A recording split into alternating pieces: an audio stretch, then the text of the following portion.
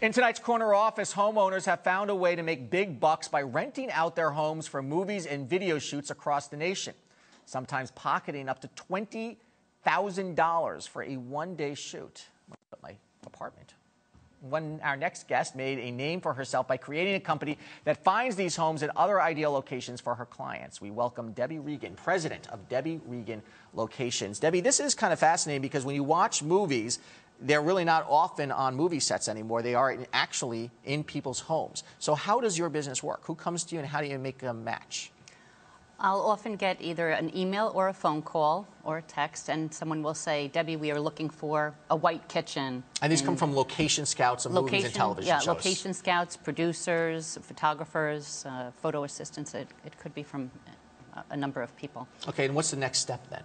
You have a database? I have a database of over 6,000 properties.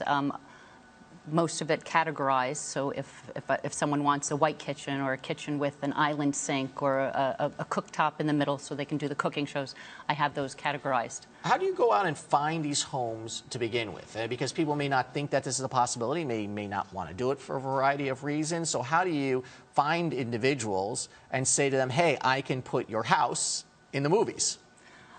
More often than not now people find me, or it's their friends have, I've been referred by my friend who had a shoot, and then I'll add them to our database. But I always say if somebody can't stand if a plumber is coming to fix their sink and they're all flipped out about it, then not for them. No, and I don't twist anybody's arm. What kind of business is this for you? Is this basically enough business to make it a full-time business? It's more than full-time. Every day, I'm checking emails. Mother's Day, I worked on a couple of jobs. I do whatever it takes to close the deal. Any special trend of what movie location shoots are looking for these days? Or is it? Well, no. It just varies, depends on the film. They like those white Pottery Barn style kitchens. They do like that. They like that clean Pottery Barn look, I think, more often than not. A couple of years ago, they were asking more about that 70s look. But now, I wonder, do they go in there and rearrange everything? Do they go in there and make it, if it's a 1970s movie, they're going to put lava lamps around? Is that they sure will. Like we recently booked a Martin Scorsese movie that Mick Jagger's co-producing, and I know Olivia Wilde is in it, and that is taking place in the 70s.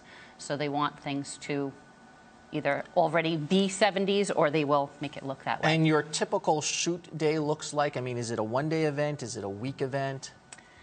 Could be less than one day. Sometimes they'll be in one location part of the day and then they'll move to another location. So that would be a half a day. But a half a day in the film business is like 6 hours. Sure. And what about television shows and regular series, for example? And I mean, especially in New York, you watch these series and they're in and out of different homes all the time.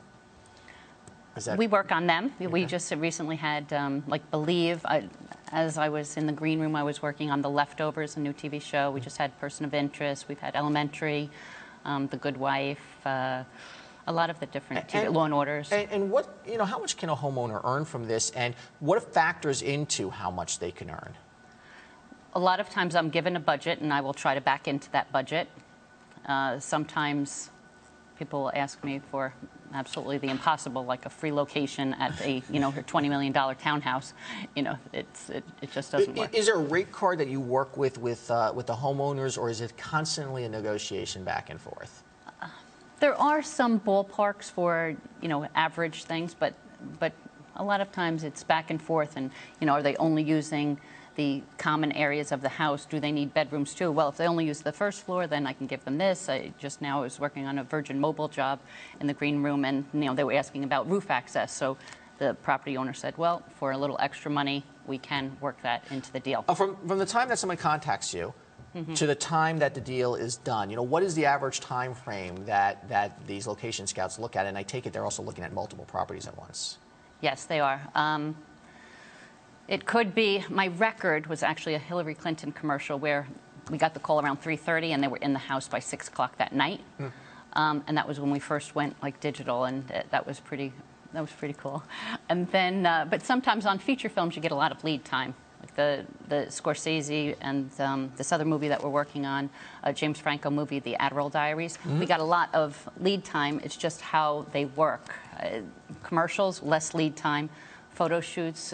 Do you have some homes that are sort of frequent customers here, or is it a one and done because it's been on something that no one's going to do it again? Sometimes a scout will say, hey, you know where we had that XYZ job? I want to go back there for this other job. Or it didn't work for that, but now I'm working on this other job. And also, I have to say, I have a sign in my office that says, because nice matters, ! And I absolutely put nicer homeowners in for more jobs. And do you communicate that to the crew as well in the movies? Be nice, this is someone's home?